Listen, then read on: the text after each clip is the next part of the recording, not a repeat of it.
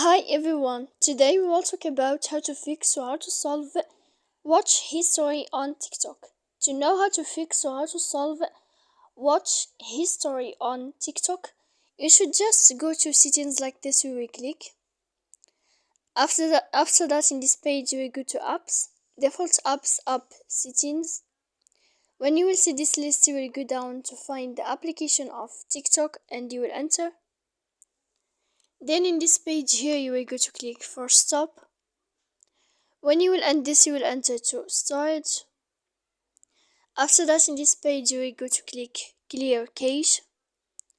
When you will end this you will enter to storage and clear data, and when you will end all this stuff, as you see, you can update your application.